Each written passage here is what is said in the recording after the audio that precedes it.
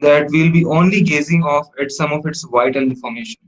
And finally, we'll be looking over the KELT network that has been established around the globe. We'll also be looking at some pros and cons of the telescope which was used in capturing it. So let's begin. So, first of all, the term gravitational shadowing.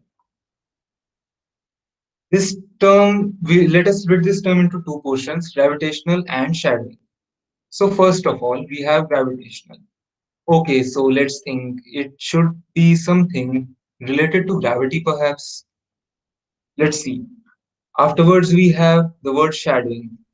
Here, shadowing, from shadowing, we'll refer to as darkening, or you can say making a specific or a particular region devoid of some effects, basically. So here, if we are talking about gravity or gravitational, so we will be talking about making some specific area devoid of the gravity, basically. So overall, we understand that there will be certain specific places where dampening of gravity will occur. Where can we apply it? And do we have any records of it? Let's check it out.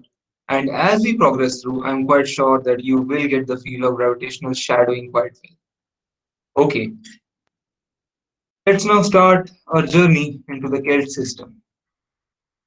We'll be exploring a bit about the star of KELT 9 and would be briefly going through the KELT system. The star is typically hot, the average temperature of which is around 9530 degrees Celsius.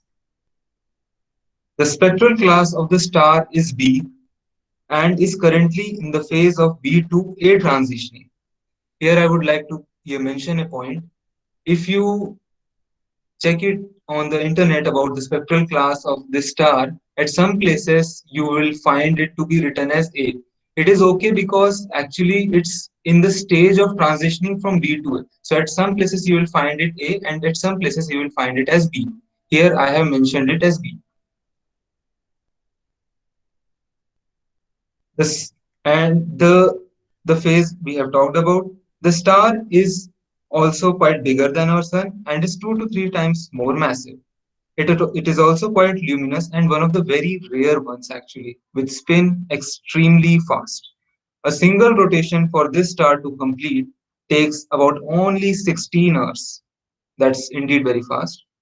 The rapid spinning, inferred from the rapid rotation rate, causes the equatorial region of the star to bulge out comparatively more than the polar regions, as you can see on the picture on the right hand side leftward region.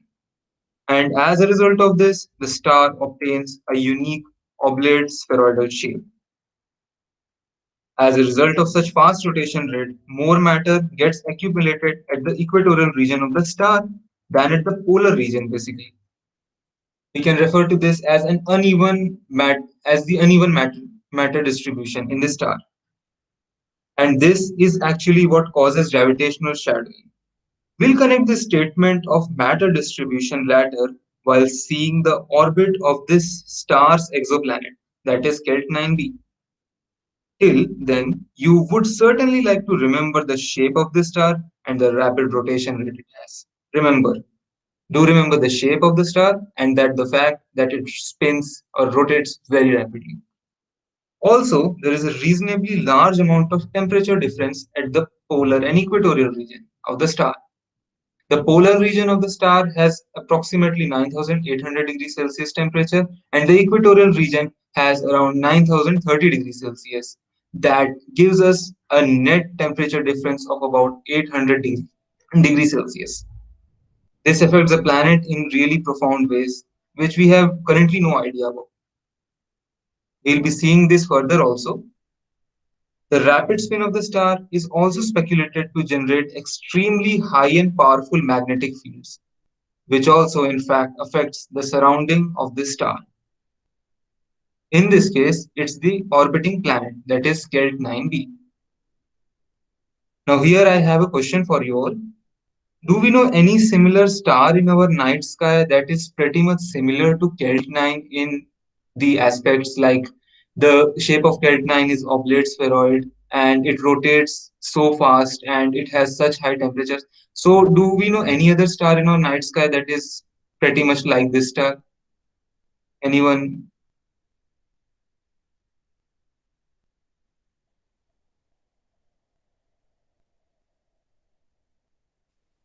Am I audible?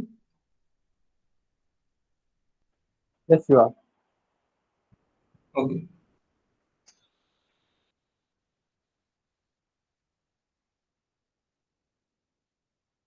Anyone can try.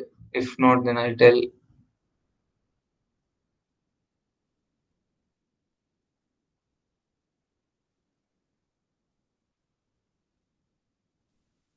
Hello. Am I audible?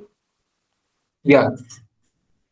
I think Regulus and the Leo constellation is a very fast spinning star. Regular spins fast, but yeah, it does spins fast, but its shape is not pretty much like oblate spheroidal. Yeah, the fact is right that it spins very fast, but its shape is not very much oblate spheroidal. So it's like Okay. 50-60% correct. But yeah, the guess was good. Okay. Thanks.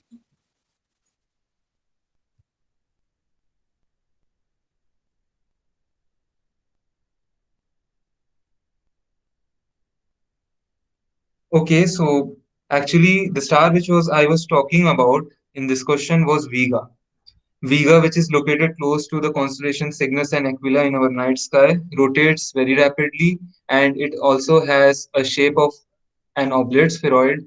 It also has a spectral class of A, which is very close to B, and it's very much similar in aspects to this star, which is Kelt 9 actually. Okay, so now let's go through and look about how does the planet looks like. The planet's name, as you all might be seeing, is Kelt 9b. The planet is a hot Jupiter. From hot Jupiter, what do I mean? That these are planets which are very similar to Jupiter.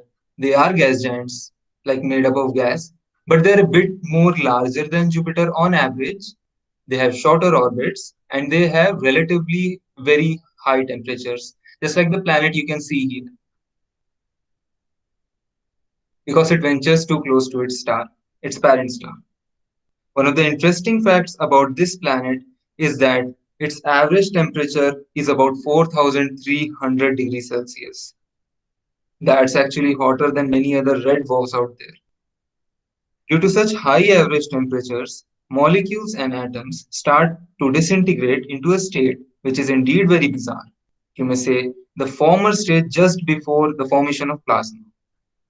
The planet, Kelt 9b, receives 40 to 44,000 times more energy than we receive here on Earth.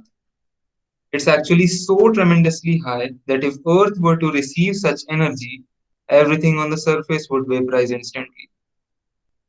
The planet takes about 36 hours of rotation, of revolution period basically, to orbit its parent star. It's so close to its star that you can resemble it with our system also. But given the fact taking Mercury and placing it 80% closer to what it is right now, then it will resemble the system which Kelt 9 actually is.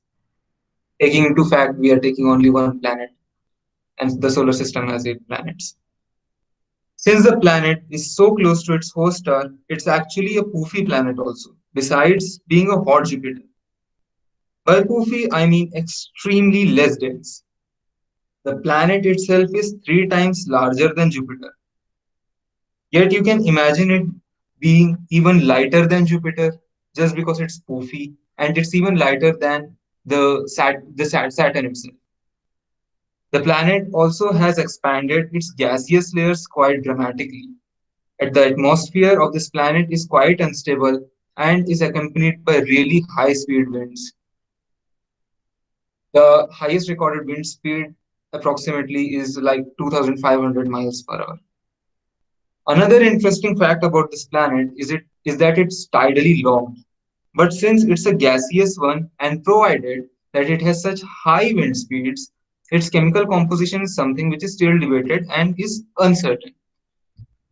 As we talked about this fact earlier also, how molecules and atoms can't withstand these huge amounts of temperatures and disintegrate. Now, do combine it with the fact that those superheated molecules circulate through the entire planet. That is indeed unimaginable.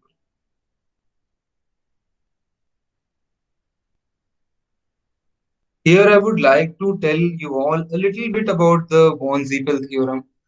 I know, bear the name with me, it sounds a bit odd, but still. This theorem gives a very unique relationship to us between temperature and gravity.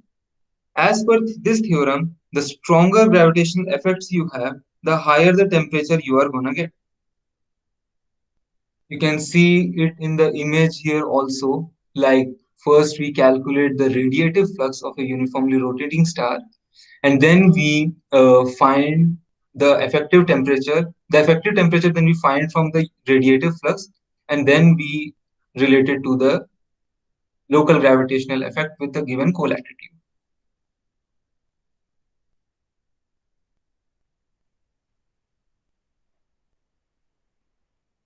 Now, let's understand the reason for extreme temperature and seasonal variations in the orbit of the planet, basically.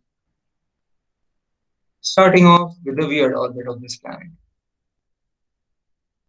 The weird orbital plane of the planet, as you all are familiar about any random star system, like take for example our own solar system, where the rotation plane of the sun is parallel or nearly parallel. Take note that I have told nearly parallel, so it's not like it's exactly parallel. It may be nearly parallel to the planet's orbital plane. The case is totally different here in case of Kelt 9b actually. The rotation plane of the star is perpendicular to the planet's orbital plane around the star. If it was too fast and you couldn't get your head around it, let's try it another way. Let's try to visualize it. Take, for example, a ball which is spinning on a table and is stationary. Now, suppose if a marble starts orbiting it, then the marble orbits the equatorial region of the rotating ball. This is the typical case of a normal star system, like ours. Now imagine that the ball is rolling on a surface, and while rolling, simultaneously a marble starts to orbit it. This case is the one which is applicable to the Kelt 9 system basically, where I just told that the rotating plane of the star is perpendicular to the planet's orbital plane. The cause of this kind of unique trajectory is still a mystery and is something which is still under work and debated.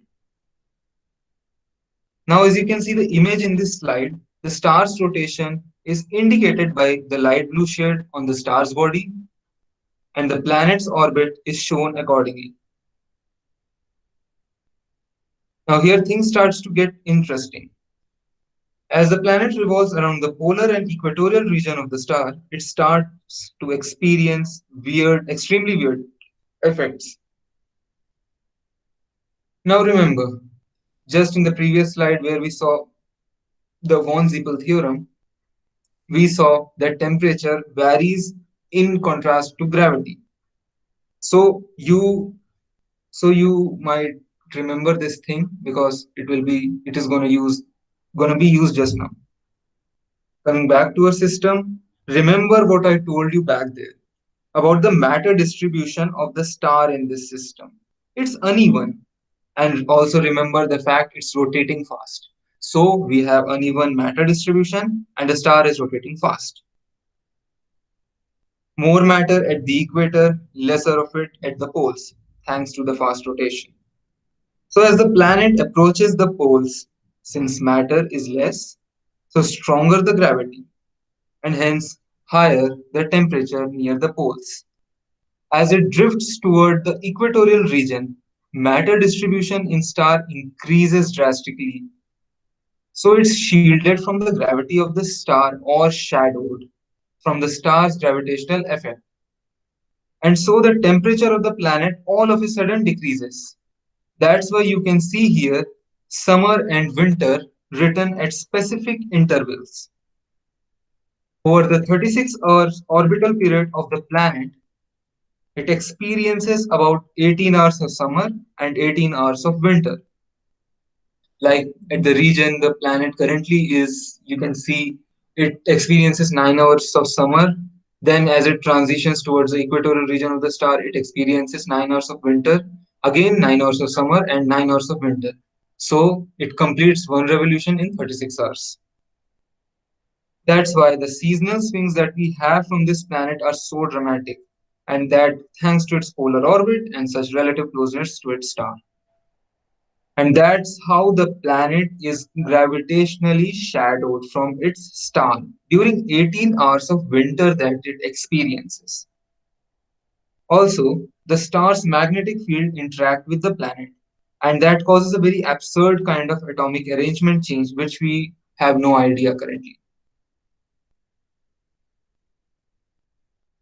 Now that we have covered the Kelt 9 star system, let me take you quickly through all the things that we have covered yet up till now. It's located at around 671 light years from Earth, consists of a B class type star, which is 2 to 3 times massive than our own Sun. It consists of a planet which is a hot Jupiter, a poofy one indeed, and is about 2.88 to 3 times larger than Jupiter.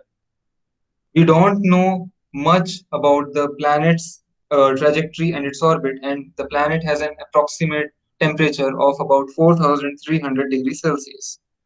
One more interesting fact, that if Kelt 9's star were to replace the Sun, Earth would be needed to orbit it nearly about or even farther than the orbit of Pluto to sustain water and life.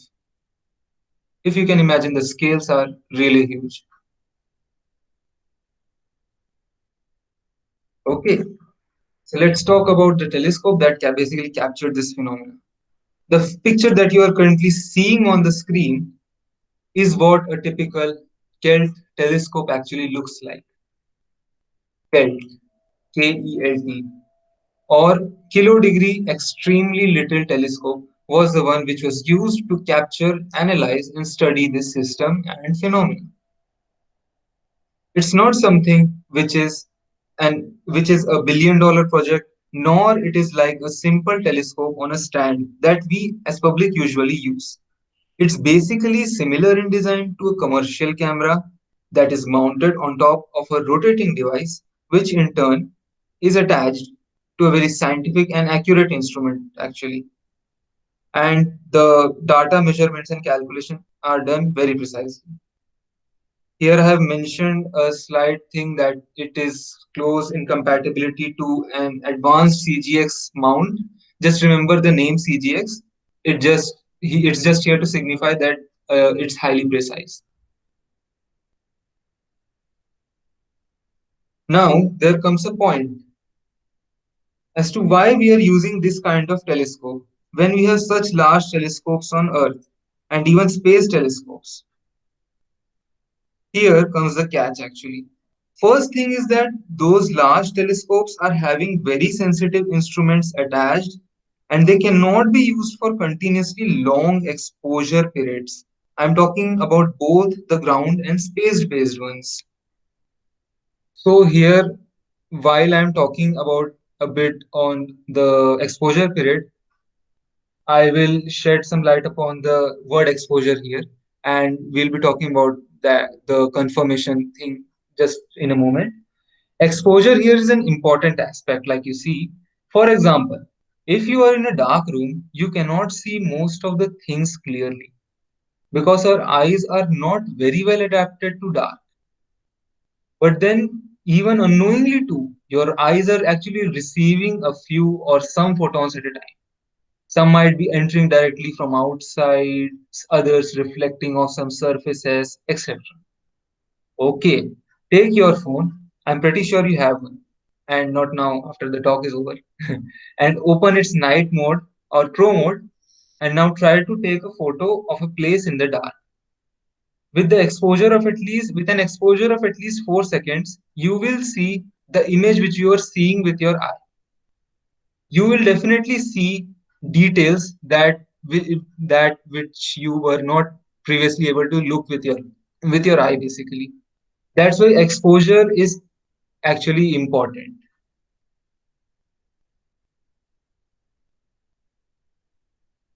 So basically, these scaled telescopes give us the advantage of looking at extremely luminous objects, and that too with longer exposure periods comparatively, improving our understanding and, of course, the image that we get. One another major point is that the field of view of these telescopes is much wider, and it can be adjusted also, which allows it to observe a large section of a sky at a particular time. When any observation is made through this system, like the KELT 9 system only, it was also confirmed by other telescopes, including the TESS Space Telescope or the Transiting Exoplanet Survey Telescope. It's just done so as to prevent any kind of data miscalculation.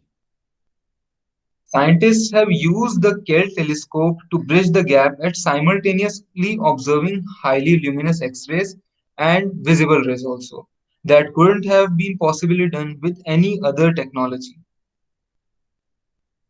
The KELT system normally observes transiting exoplanets that have an apparent magnitude range of 8 to 10.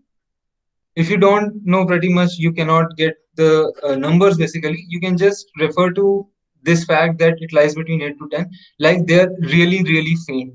You cannot see them or observe them with your naked eye.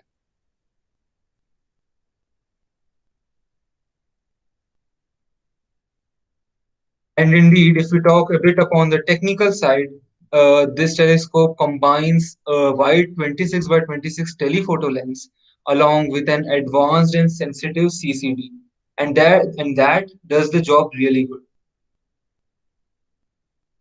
Let us look at some pros and cons now.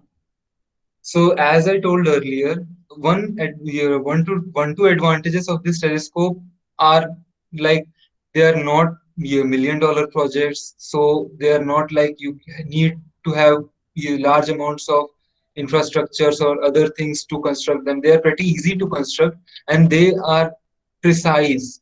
They're really precise, and they are also, as you have seen the image, they are not like these kinds of telescopes, but we'll be seeing ahead that a disadvantage of this kind of telescope is that it actually requires a lot of precision, first thing, and it will only work if it is paired actually.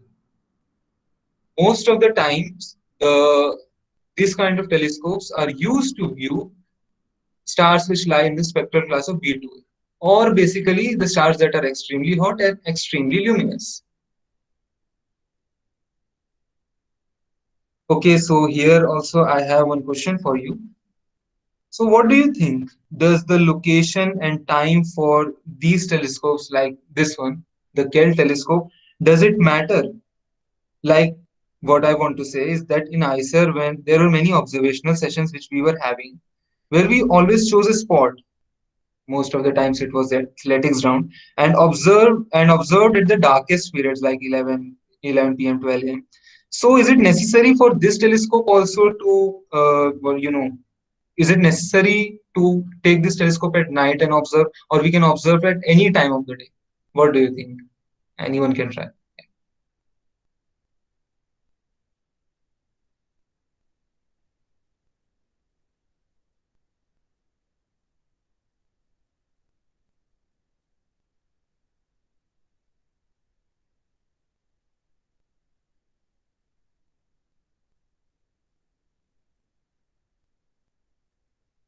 Am I audible? Yes, you are. Okay. Actually, Adarsh, am I audible? Yeah, yeah.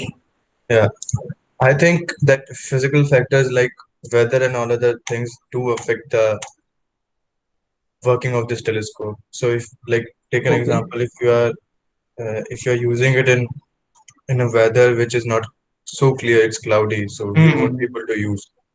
And I think Okay. the pollution of a particular city, like metropolitan cities and all, Hmm. so it also matters to a great.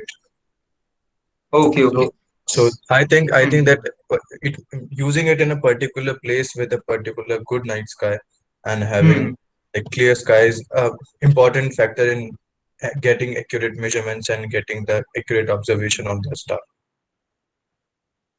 Okay, okay. Yeah, okay. Anyone else?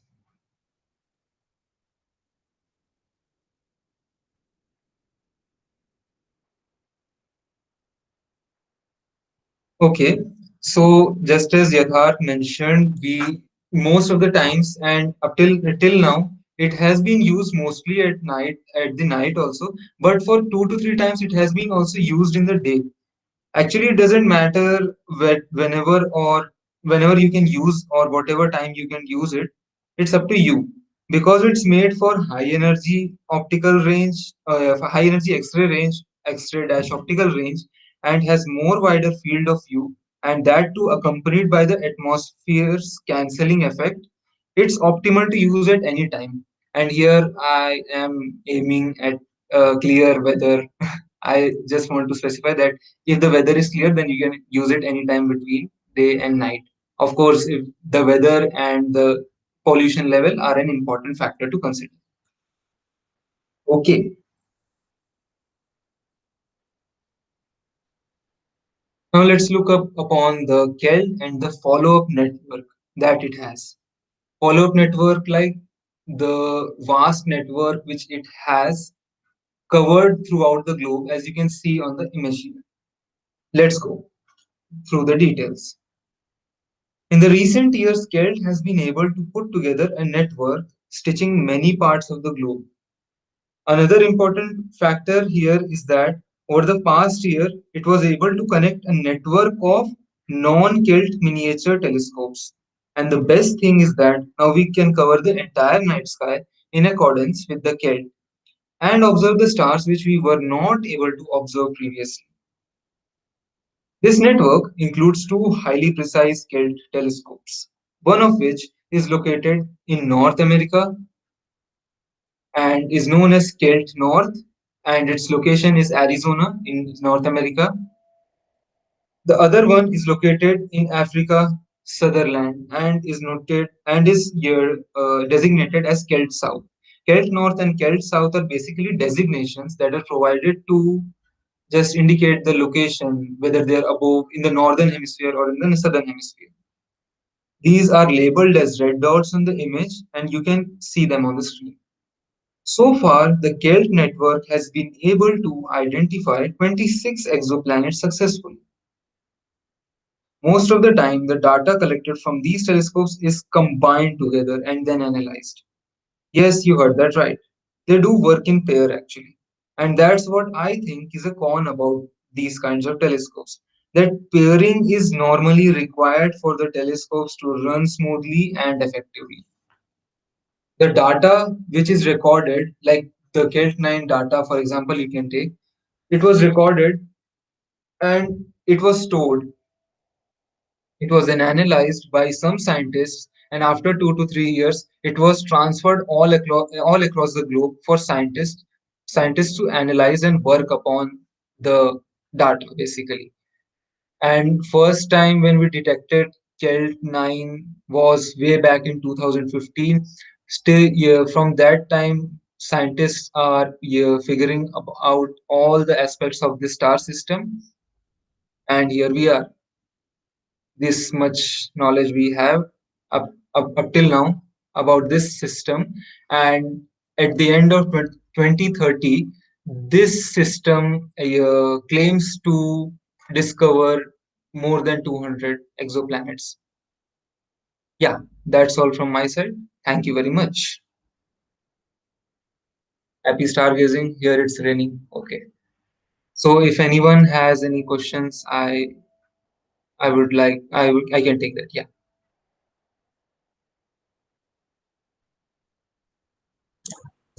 So Adarsh, I have one question actually. uh, am I Wait, audible? wait, just yeah, yeah, you are okay. Yeah. Hmm. Tell.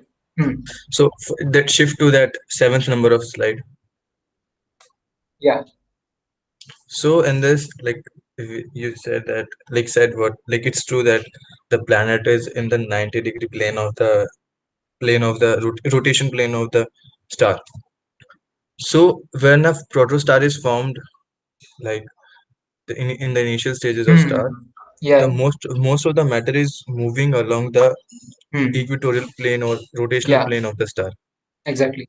So is my conclusion correct that this planet might have been like dwarf planet, no, dwarf in the sense it doesn't have any orbit and was captured by the star in the later stages of its life? Hmm. So, yeah, actually, what you're asking is actually the question that why is the orbit like in this way? That's what you're asking, na? Yeah, In a actually. sense. So basically, that is something which you don't currently know, but there are two theories. The first theory is what you said, that the planet was a rogue planet and it was captured by the star. And this because yeah, and this theory is like this. So because first of all, we don't form a hot Jupiter and that too so close to its star system. That the formation of such system like if the hot Jupiter or Kelt 9b were to form so close to its star, it would not have been like so big. And the second theory which we has regarding this kind of weird orbit is that the everything was normal. Everything was pretty much like our solar system, but during the time of the planet's formation and when the planet was very young, at that time it collided with another. It just collided with another exoplanet, and that caused a very weird kind of shift in its orbit, which caused it to move in such kinds of plane where the orbital plane is perpendicular to the rotating plane of the star.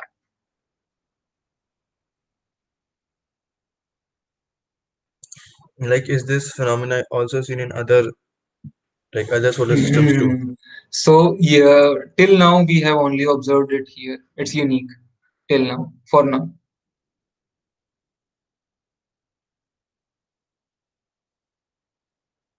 Acha, one more question. The theorem Hmm. of like von Zippel theorem you were showing, in that you showed a screenshot of Wikipedia about the formula of. Yeah. Wait, what happened? Yeah, Yatharth, you were saying something.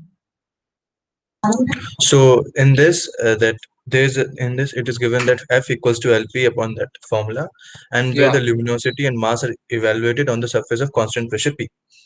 yeah. So the as the luminosity is given, so gravity and temperature and luminosity, all three are affected by, like, all three are related to each other, or what you want to like.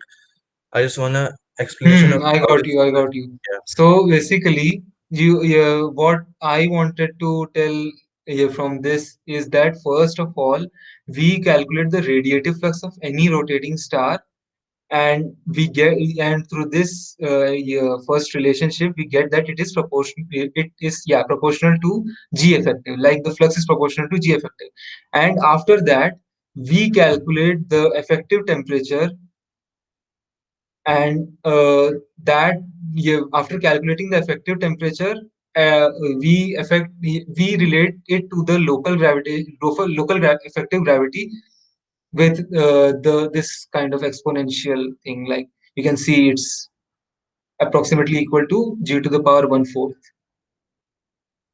So first we find the flux, then we find the net effective temperature in terms of the local effective gravity with the help of that flux. I know there. What I think that there should be one to two more results here also, but what I could get is only this much. Local effective gravity is the gravity at the near the surface. No? Yeah, you can say that. Yeah. Yeah, got it.